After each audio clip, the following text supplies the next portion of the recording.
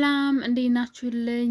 ውዴ ቻናሌ ቤተሰቦች እንኳን ወደ ቻናሌ በሰላም መጣችሁ። እንዲሁም የቤዛ ድራማ ተከታታዮች ቤዛና ሱራፌል እንግዲህ በባለፈው ክፍል ሱራፌል እንደ አዲስ ተጋብተን እንደ አዲስ ንብረታችን እኩል ተካፍለን እኩል የሁለታችንም ንብረት ሆኖ ከሆነ እንደ አዲስ ከተጋባን ብቻ ነው ከአንቺ ጋር የምቀጥለው፣ ያለዛ ፍች ፈልጋለሁ አልፈልግሽም በማለት በቤዛ ተናዶባት ስለነበረ እንግዲህ ቤዛ እራት አዘጋጅታ ይቅርታ ልትጠይቀው፣ ያው ሀሳቡ ሁሉ እንግዲህ ሳሚ ነው። ሳሚና አሁን ላይ ከእሷ ርቋል፣ ሌላ ፍቅር ጀምሯል ማለት ነው።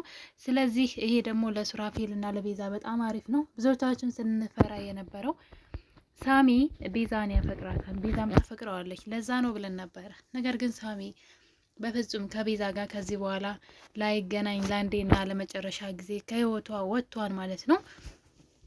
ነገር ግን አሁንም ሊረዳት ይፈልጋል። ቤተሰብ ስለሌላት ማንም ሰው እንዲጎዳት አይፈልግም። ለዛ ነው ሳሚ ከስሯ የማይጠፋው። ሱራፌልም ቢሆን አሁን ላይ ተመልሷን ተስተካክሏን። በእርግጥ ግን መጀመሪያ ግን በጣም ክፉ ሰው ሆኖ ነበር። ያው አንዳንድ ክፉ ጓደኛ ሲኖራችሁ ክፉ ሀሳቦችን ወደ አእምሯችሁ እያመጡ ሰዎችን እንድታበ ማለት ሰዎች እንድትጎዱ ሊያደርጓችሁ ይችላሉ። ልክ እንደ ቲጂ አይነት ሴት ማለት ነው። ገንዘብ አይናቸው ላይ የበቀለ እና እንግዲህ ቲጂም ከህይወታቸው ከወጣች በኋላ ያው ጥላት ዙሪያውን አላቸው። ዶክተር ሮቤልም እንደዛው ጥላታቸው ነው። ነገር ግን ሁለቱ ደግሞ ቤት ውስጥ እነሱ በሚያደርጉት ተንኮል ሁለቱ እየተጣሉ ነበረ፣ ቤዛና ሱራፌል ማለት ነው። እና እንግዲህ ሳሚ እንደዚህ ለምን አታረጊም? እሱ እኮ ስለሚቀና ነው በእኔ። ስለዚህ እኔ ሉሲን አንድ ቀን እራት ጋብዙንና እናንተ ቤት ፊት ለፊቱ ልሳማት፣ ከዛ ይቆርጥለታል ሲላት ነበረ። እና እንግዲህ ቤዛም ሄደሽ ሮማንቲክ የሆነ እራት አዘጋጅና ይቅርታ ጠይቂው ብሏት ነበረ። እሷም ሳሚ እንዳላት ለሱራፌል ይቅርታ እራት አዘጋጅታ ነበር። እሱ ግን ምን ተገኘ? ማን መከረሽ? ትናንትና ሌባነህ መጥፎነ ስትኛል ነበር፣ እንፋታ ስትኛል ነበር። ስለዚህ ይቅርታ አላረግልሽም፣ እንደውም እንደ አዲስ ተጋብተን የእውነት ካልተጋባን በማለት ቤዛን ጊዜ ትጧት ተረግጧት ሄዳን። ነገር ግን ጧት ላይ ተነስቶ እሱ ምግብ በማዘጋጀት እንግዲህ ይቅርታ ትላንት ስላደረግኩት ነገር ተናድጀብሽ ነበር ከሳሚ ጋር በምታደርጊው ነገር፣ ምክንያቱም ሳሚን አንተን አምንሃለሁ ሳሚዬ አምንሃለሁ ስትል ስለሰማ ተናዶ ነው፣ ቀንቶ ነው። እንዴት አምንሃለሁ ትለዋለች እሱን፣ እንዴት እሷ ከሱ ጋር ልትሆን ወይ ከኔ ተለይታ የሚል የቅናት መንፈስ ነውና፣ ያው ባሎች በሚስቶቻቸው መቅናታቸው ጥሩ ነው። ተንኮሉ ነው እንጂ የሚያናድደኝ እኔ ሱራፌልና ቤዛ በፍጹም መለየት የሌለባቸው ሰዎች ናቸው። እና እንግዲህ ያው እንደዚህ ቆንጆ ቁርስ አዘጋጅቶ ይቅርታ ጠይቋታል። ሁሉ ነገርሽን እመልስልሻለሁ፣ ያንቺ የሆነ ነገር ሁሉ አልፈልግም ከዚህ በኋላ ብሏታል ማለት ነው። እኔ ያንቺን እንጂ የምወደው ንብረትሽን አይደለም፣ ሁሉንም ነገር እመልስልሻለሁ ይላታል። ነገር ግን አሁን ላይ ነገሮች እየተበላሹ ነው። ቤዛ ድራማ ላይ የቤዛ መንትያ እህት ሉላ ማለት ነው እንግዲህ ቲጂ መንገድ ላይ አግኝታት ቤቷን ተከታትላ በመሄድ የማን ልጅ እንደሆነች የት እንደምትኖር ካጣራች በኋላ ቤታቸው በመሄድ እንግዲህ ቤዛን ሱራፌል እንደገደላት እና በህይወት እንደሌለች፣ ስለዚህ በመጨረሻም እንግዲህ ማለት ልትከሰው ነው ሉላ ማለት ነው ሱራፌልን። ሉላ ማለት የቤዛ መንትያ እህት ናት። በጣም ተመሳሳይ ናቸው ማለት ነው። እንግዲህ ምንም ልዩነት የላቸውም። ነገር ግን አሁን ላይ ቤዛን እንግዲህ የቲጂ ሀሳብ ምንድን ነው? ቤዛን ታሳግታትና ሉላን ወደዛ ቤት ታስገባታለች። ከዛ ግን ትዳሬን መፍታት እፈልጋለሁ ትላለች ሉላ ማለት ነው። ትዳሬን መፍታት እፈልጋለሁ ብላ ንብረቱን ይዛ እንድትወጣ ነው። እና ይሄ እቅድ እንግዲህ አሁን ላይ ቲጂ እየተሳካላት ነው። ልጅቷም ተስማምታለች። ሉላ ማለት እንግዲህ መንትያ እህቷ ናት። ነገር ግን ቲጂ ስታጣራ ግን ቤዛ ምንም አይነት መንትያ እህት የላትም የሚል መረጃ ነው ያገኘችው። ነገር ግን ሉላ መንትያ እህቷ ናት። እሷ በጣም እኔ በቤዛ የተናደርኩት ነገር ይሄን ታሪክ ለሱራፌል ሳትነግረው መቅረቷ ነው።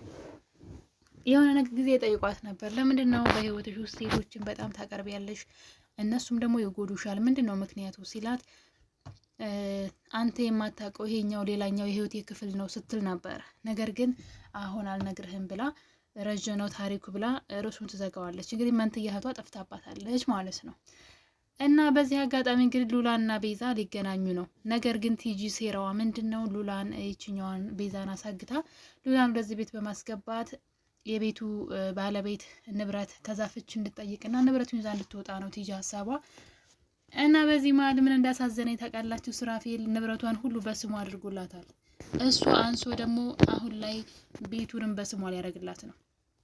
ያ ማለት ሉላ ከዚህ ቤት ስትመጣ ቲጂን ወደ ቤቷ ማምጣት ትችላለች። ቤቱ የማን ነው? የሉላ ነው። ወይም ደግሞ እኔ ቤዛ ብላ ነው ራሷን የምትመጣው ማለት ነው። ስለዚህ ቤቱ የግሏ ነው። ቲጂን ወደ ቤቷ የማምጣት መብት አላት። ነገር ግን አሁን በሱራፌል ስም እንደሆነ ቤቱ ቢሆን ግን አሪፍ ነበረ። ምክንያቱም ደግሞ ሱራፌል ቲጂ ወደዛ ቤት እንዳትገባ መከልከል ይችል ነበረ።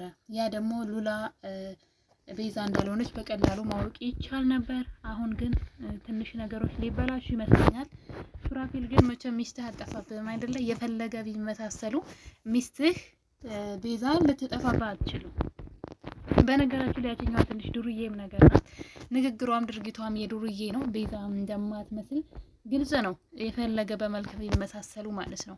እንግዲህ እንዴት ብላ ቤዛን ልትሆን እንደምችል ባናቅም አሁን ላይ ሌላኛዋ ሚስት ወደዛ ቤት ልትመጣ ነው ለሱራፌል የቤዛ መንትያ ማለት ነው። የሚገርመው ነገር ደግሞ ልጅቷ አርጉዝ ናት።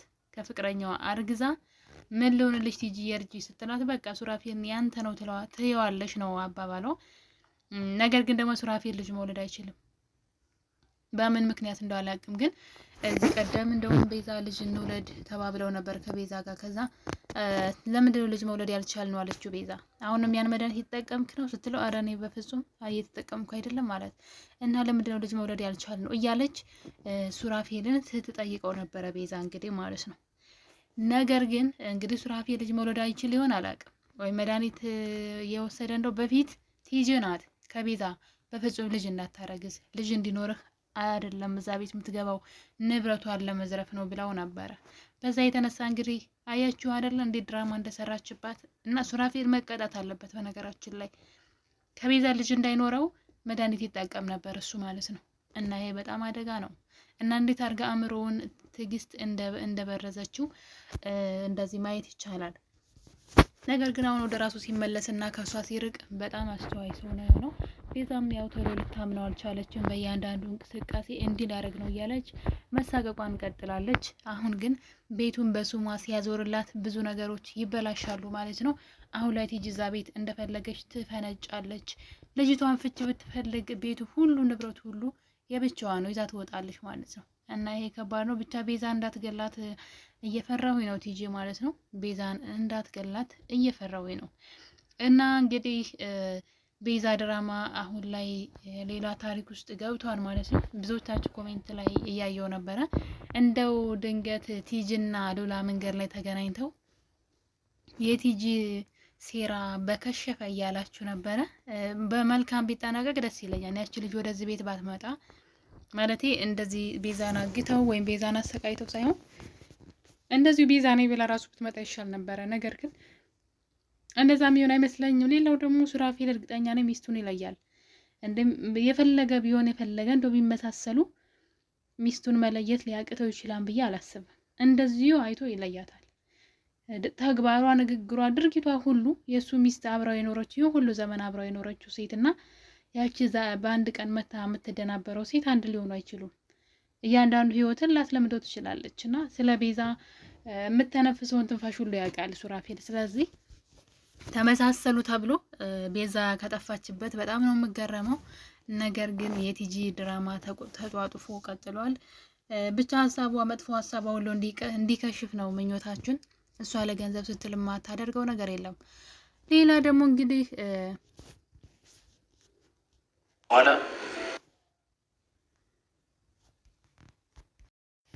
ዶክተሩ በድጋሚ ደግሞ ሌላ ጥፋት እንግዲህ ያቺ ከኔ ልጅ አለው ከኔ ጋድሯን ብላ የቤት ሰራተኛዋ ራሄል መሰለ ስሟ፣ እሷ እንግዲህ እንደዛ ያበላሸችውን ነገር መታ ቤዛን ይቅርታ ተሳስቼ ነው ልጅን ስላገተብኝ ነው እንደዛ ያልኩት እንጂ በፍጹም ሱራፌል በጣም ነው የሚወድሽ ንጹህ ሰው ነው በማለት ለቤዛ እውነቱን ብትነግራትም ግን መልሳ ከዶክተሩ ጋር እየሰራች ነው።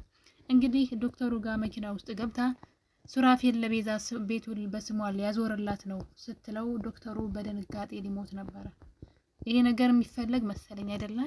ምክንያቱም ቤቱ የሱራፌል ከሆነ እሱ ምንም ያገኘው ነገር የለም። ሊፋቱ ስለመሰለ ይሆን አላውቅም። ብቻ ዶክተሩ አሁንም ከነሱ ራስ ላይ አልወረደም። ልጅቷም ደግሞ ዶክተሩን ለመበቀል ፈልጋ ይሆን አሁንም ተንኮል እየሰራችባቸው አላቅም።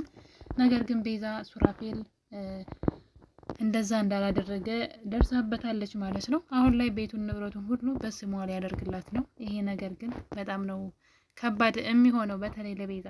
አሁን ላይ ንብረት ሁሉ የሉላ ይሆናል ማለት ነው። ብቻ የቲጂ ተንኮልና ሴራ ካልከሸፈ ብዙ ነገሮች ይበላሻሉ። የኔ ውድ ቤተሰቦች ሁላችሁንም አመሰግናለሁ ስለነበረን ቆይታ። መልካም ጊዜ። ባይ ባይ።